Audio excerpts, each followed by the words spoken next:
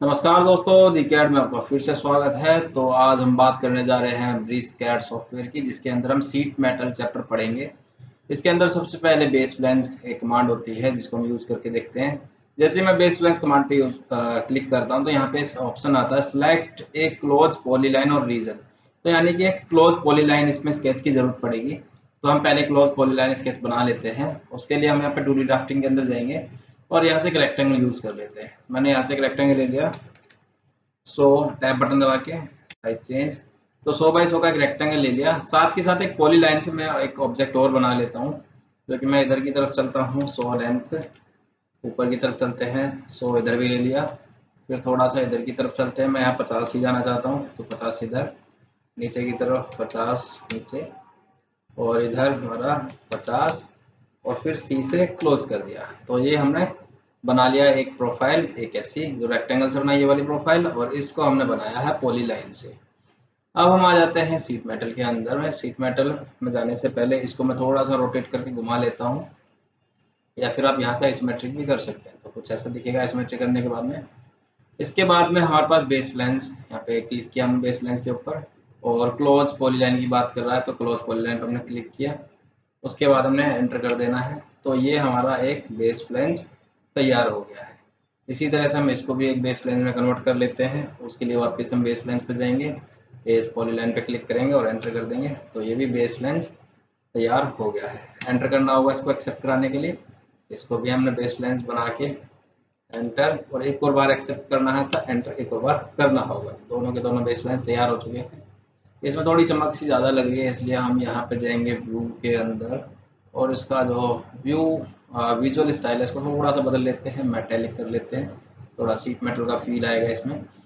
अब वापिस से सीट मेटल पर आ जाते हैं। अब इसके अंदर हमारे पास जो सबसे पहली कमांड बेस लाइन जो वो हमने कर ली है, लेकिन इसके आगे की जो कमांड है हम इसको पीछे से चालू करेंगे, यानी कि इधर की तरफ से ना करके इस साइड से लेके चलेंगे। तो यहाँ पर हमारी जो सबसे पहली जो कमांड रहेगी वो है यहाँ पे क्रिएट एज प्लेन।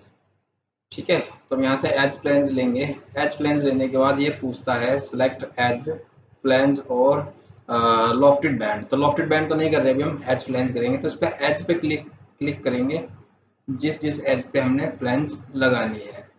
तो हम कितनी भी एजिस पे लगा सकते हैं। मैं अभी चारों एजिस पे सेलेक्ट करके और एंटर कर दूंगा। एंटर करने के बाद ऊपर आपको फ्लैंस नजर आ रही है। तो यहाँ पे हमारे पास दो ऑप्शन है, हम एंगल और लेंथ दो चीज़ें दिखा सकते हैं। तो मैंने पहले लेनी है लेंथ। मैंने एल एंटर किया, और लेंथ में मैं बता देता हूँ कि मेरे को 20 mm लेंथ की लेंथ चाहिए, जो कि 90 डिग्री पे होनी चाहिए। तो मैं यहाँ से 9A से एंगल लेके इसको 90 डिग्री बता दूंगा। तो इस तरह से एक सीट मेटल का कंपोनेंट यहाँ पे बन गया है। मुझे इसमें और भी एजेस जॉइंट करनी है चारों तरफ पे। तो मैं यहाँ से वापस से एज फ्लेंज ले सकता हूँ, जो कि मैं इस साइड में। अब इसमें देखो, अगर मैं बाहर की तरफ क्लिक करूँगा तो मेरी एज फ्लेंज जो है बाहर की तरफ ही बनेगी, और अगर मैं अंदर वाली एज करता हूँ तो मेरे को फ्लेंज अंदर की तरफ मिलेगी। मैं चारों तरफ वाली एज एक काम करते हैं कि ये शिफ्ट बटन दबा करके, सॉरी हाँ, शिफ्ट बटन दबा के हम डीसेलेक्ट कर सकते हैं। तो मैं सिर्फ ये दो प्लेन्स को ही सिलेक्ट कर रहा हूँ, एंटर। और इधर मैं लेंथ बता देता हूँ, लेंथ मैं 20 तक जाना चाहूँगा, और एंगल जो है ए, एंटर, जो कि मैं 90 डिग्री रखूँगा। तो मैंने यहाँ पे इस तरह से एच प्लेन्स तैयार कर ली है। अब मेरे को इस दोनों तरफ इधर भी हमें एच प्लेन्स लगानी है अंदर की तरफ। तो हम वापस से क्रिएट एच प्लेन्स पे जाएंगे, और इस जगह पे अंदर वाली एजिस को सिलेक्ट कर लेंगे, एंटर करेंगे, और अंदर जाने के लिए फिर से वही एल, एंटर। हमने 20 अंदर की तरफ जाना है इसको, तो 20 एंटर, एंगल ए एंटर, और 90 डिग्री की हमने यहाँ से प्लंज तैयार कर ली है। तो ये था हमारा एज प्लेंज। इस तरह से हम एज प्लेंज लगा सकते हैं। अब इधर आ जाते हैं एज प्लेंज के अंदर में। अभी अगर डिटेल में देखें तो हमारे पास एज प्लेंज का ऑप्शन है, और एक यहाँ पे क्रिएट एज प्लेंज आउटसाइड का ऑप्शन है। यानी कि इसकी जो टोटल लेंथ है उसमें अगर हम आउटसाइड लगाते हैं तो जो भी हमारी थिकनेस होगी इसकी फ्लेंज की, जैसे कि अभी 2 mm की इसकी फ्लेंज की थिकनेस है। अब फ्लेंज की थिकनेस को कैसे मेंटेन करेंगे वो भी साथ ही साथ देख लेते हैं। तो फ्लेंज की थिकनेस यहाँ पे पैरामेट्रिक मैनेजर में जाके ही हमें ठीक करनी होगी। तो यहाँ पे हमारे पास वैल्यू आ रही है इसकी 2। अगर मैं इसको थिकनेस को कम करना चाहता हूँ 1 mm, तो मैं यहाँ से इसकी थिकनेस को 1 mm कर सकता हूँ। तो जो भी जितनी भी सीट इसके अंदर बनी है सारी की सारी 1 mm हो जाएंगी। ठीक है, वापस चलते हैं इधर की तरफ।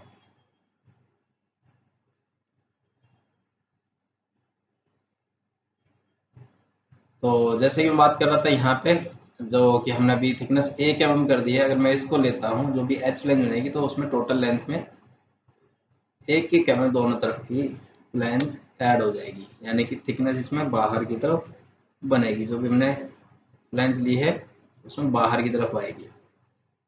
तो इसको हमने कर दिया वापस से एल से लेंथ, और लेंथ हमने वापस से 20 रखी, और एंगल ए एंटर, एंगल हमने 90 इसमें भी रख लिया, तो सीधी सीधे से बैंड हो गया। तो अगर हम बात करूँ यहाँ बाहर से लेके इस बाहर तक की वैल्यू को, तो ये आपकी हो चुकी है अब पूरी 102 हो चुकी है। इसको नापने के लिए हम इंक्वायरी कमांड यूज़ कर लेते हैं।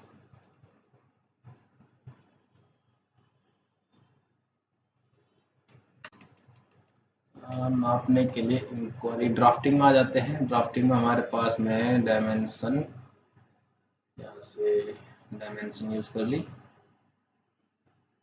लीनियर डायमेंशन, इस पॉइंट से लेकर के और इसके इधर वाले पॉइंट तक। जैसे कि मैंने आपको बताया 102 हो चुकी है डायमेंशन, 1 mm थिकनेस प्लस होके चलेगी। और इस वाले केस में ऐसा नहीं होगा, इसमें आपको डायमेंशन प्लस नहीं मिलेगी, पूरी 100 थी तो 100 ही यहाँ पे मिलने वाली है। हमने यहाँ पे भी एक बार चेक कर लेते हैं इस वाले एंड पॉइंट से और इधर वाले एंड पॉइंट तक की जो वैल्यू आ रही है वो आप देखेंगे कि यहाँ पे 100 आ रही है।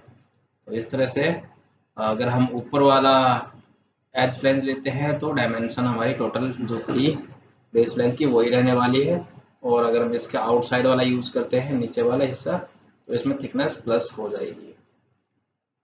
अब आगे बढ़ते हैं। नेक्स्ट है यहाँ पे रोटेट फ्लैंज, जो कि अभी हमने 90 डिग्री इसको रखा हुआ है, जो कि आप कुछ भी रख सकते हैं। जैसे कि अभी मैं 90 की जगह 45 डिग्री के फ्लैंज बना के दिखाता हूँ आपको, वो भी अंदर की तरफ। तो इसको लिया, एज को लिया,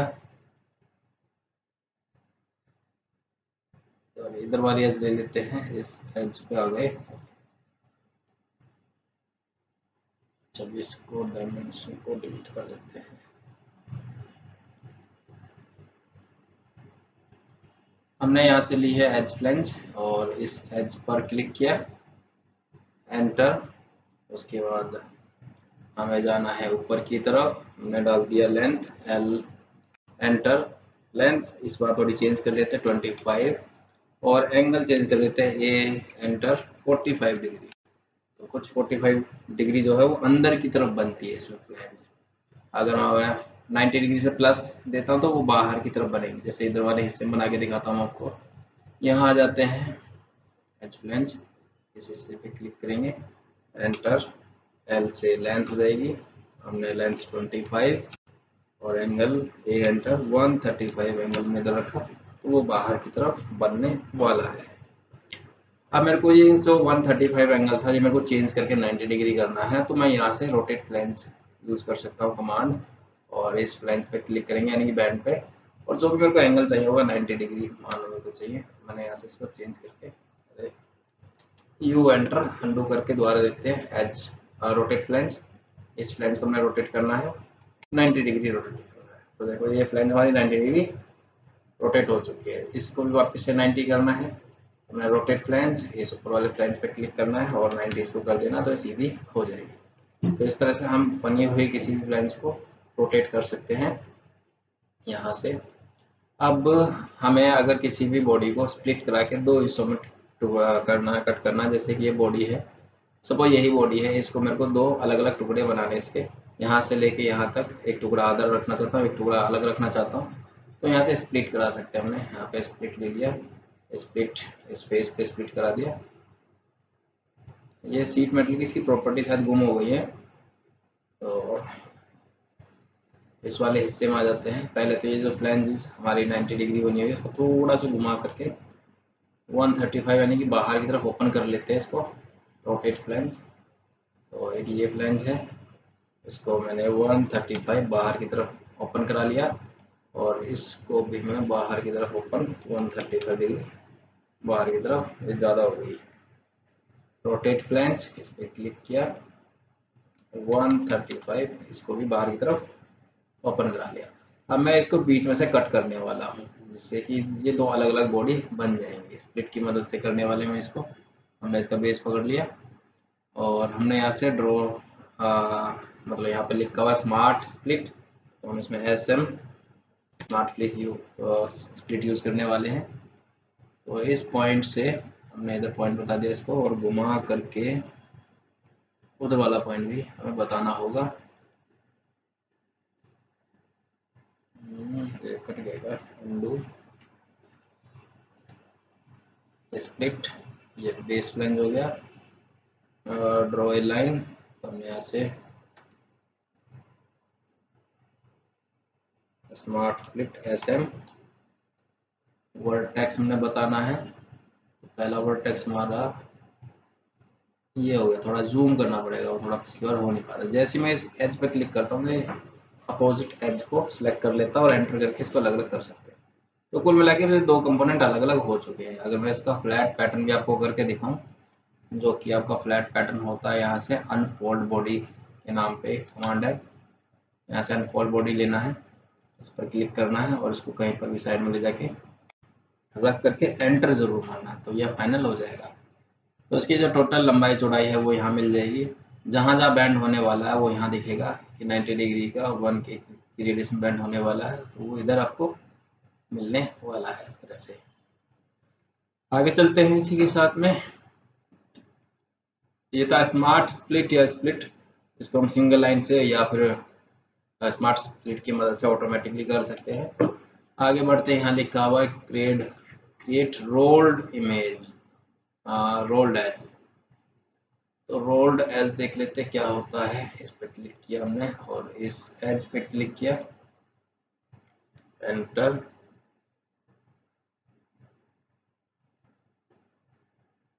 और इसको हमने एंगल या रेडियस में से कोई चीज़ दे सकते हैं। तो एंगल हमने दे दिया 45 दे दिया सपोज, तो नीचे की तरफ चल रहा है। आर से रेडियस, रेडियस हमने दे दी सपोज 10 की, तो 10 की रेडियस में रोल्ड हो गया। 45 डिग्री पे 10 की रेडियस के साथ में रोल्ड हो गया। इस तरह से अगर कोई फ्लैंज हमें डिलीट करनी है, जैसे कि मैं इधर वाली फ्लैंज को डिलीट करना चाहता हूँ और यहाँ पे कुछ और काम करना चाहता हूँ गलती से, तो यहाँ फीचर डिलीट फीचर का एक ऑप्शन है, इस पर क्लिक कर सकते हैं और इस फ्लैंज पे जैसे क्लिक करेंगे और एंटर करेंगे, ये फ्लैंज डिलीट हो चुके होंगे। इसके बाद अगला ऑप्शन आता है हैम, हम यहाँ से हैम कर सकते हैं। हैम टोटल इसमें 4 टाइप के हैम है। पहला है क्लोज हैम, यानी कि सीट को मेरे को जस्ट मोड़ देना है, डबल कर देना है, थिकनेस बढ़ा देनी है।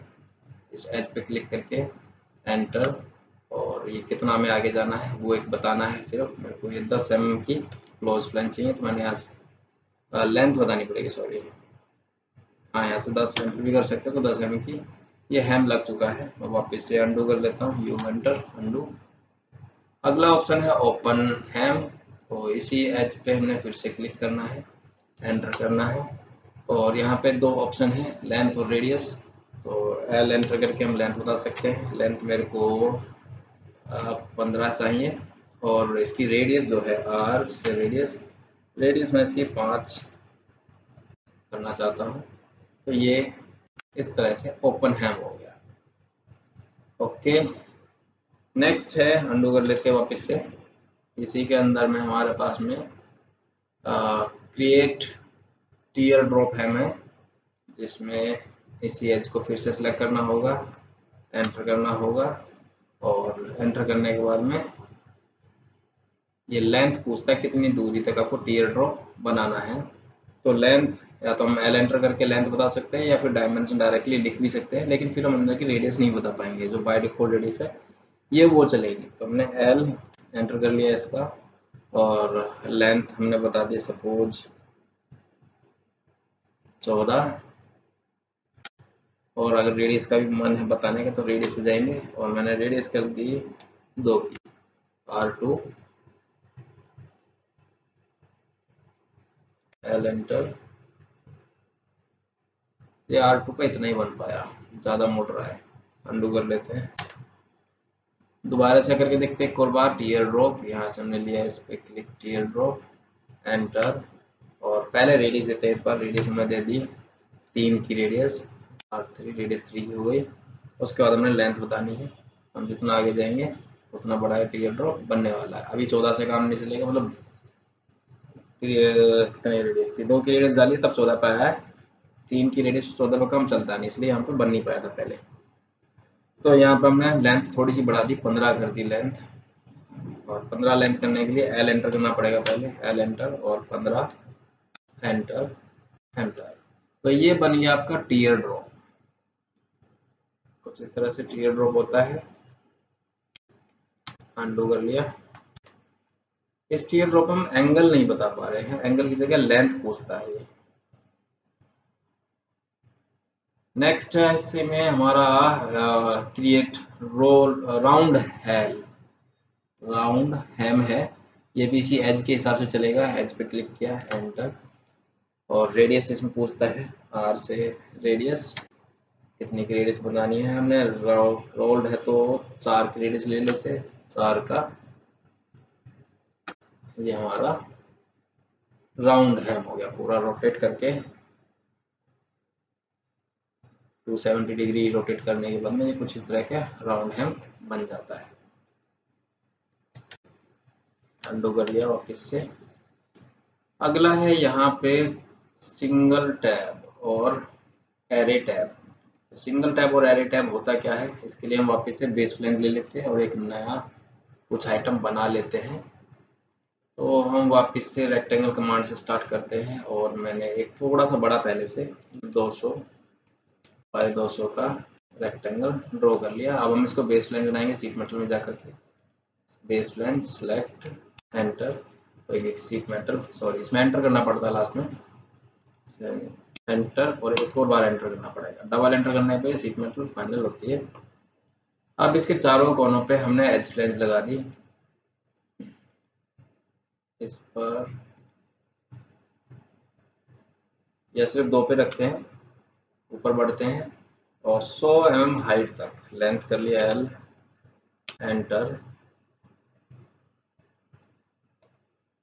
L enter, 100 enter, A enter, 90 degree enter. तो 90 डिग्री में हमारी बेस प्लेन्स और प्लेन्स बन चुकी है, एज प्लेन्स। अब इस जगह पे ये थोड़ा सा गैप आ रहा है, हम चाहते हैं कि ये आपस में फंस जाए, फंस करके कब्जा बन जाए।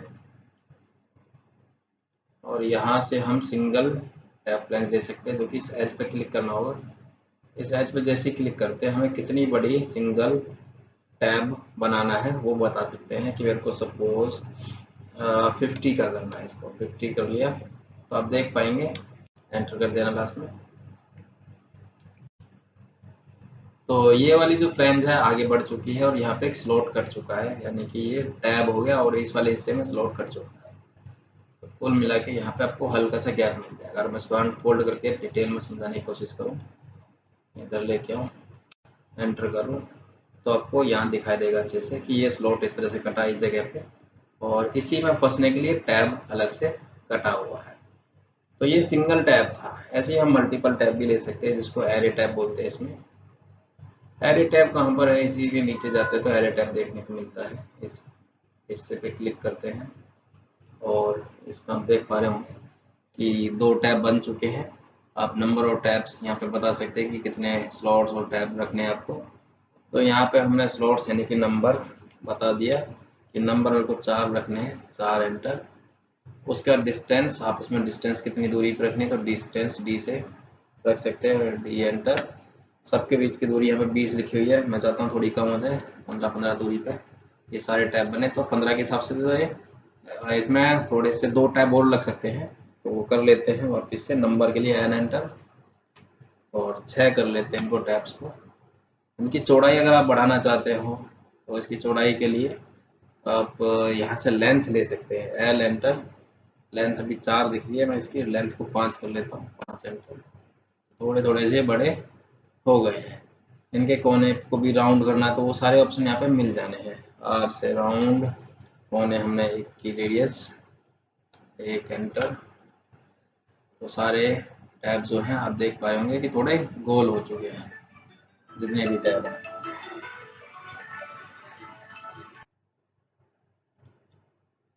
अगली कमांड है हमारी जोग। तो जोग को देख लेते हैं कैसे होता है। उसके लिए वापस से हम एक बेस फ्लैंज और बना लेते हैं। बेस फ्लैंज बनाने के लिए हमने वापस से 2D स्केच में एक रेक्टेंगल बना लेते हैं, जो कि कुछ इस तरह से 100 बाई 100 का ही रख लेते हैं। वापस से शीट मेटल बेस फ्लैंज, इस पर रेक्टेंगल पे क्लिक किया, एंटर। ये बेस फ्लैंज बन चुका हमारा। फिर से एंटर करना पड़ता है इसको। और अब आगे बढ़े तो यहाँ पे जोग है, जोग पे जाके वापस से इस एज पे क्लिक करना पड़ता है। और हम कितना आगे जोग लेके जाना चाहते हैं तो वो हम यहाँ से कर्सर को आगे बढ़ा करके देख सकते हैं। और हाइट के लिए यहाँ पे ऑप्शन है एच, एच एंटर। कितनी हाइट देनी है वो हाइट दे सकते हैं। हाइट सपोज हमने देनी है 20, एंटर। तो 20 हाइट पे हमारा जोग तैयार हो रहा है। और इस हाइट पे जो एंगल दिखाई दे रहा है, अगर आप इसको एंगल को भी चेंज करना चाहते हैं तो एंगल के लिए ए एंटर करना पड़ेगा। एंगल आप दे सकते हैं जितना भी डिग्री आपको चाहिए। सपोज मेरे को 30 डिग्री पे चाहिए तो मैंने इसको चेंज कर लिया 30 डिग्री। अब मेरे को टोटल लेंथ आगे बढ़ानी है, यानी कि 100 की फ्लैंज मेरे पास पहले थी, यानी कि बेस जो था 100 का था। मैं 100 और आगे बढ़ा दूँ तो यहाँ पे एल का ऑप्शन है, line line L enter. Length होगी हमारी 100, एंटर। तो ये आपका जोग लग गया इस तरह से।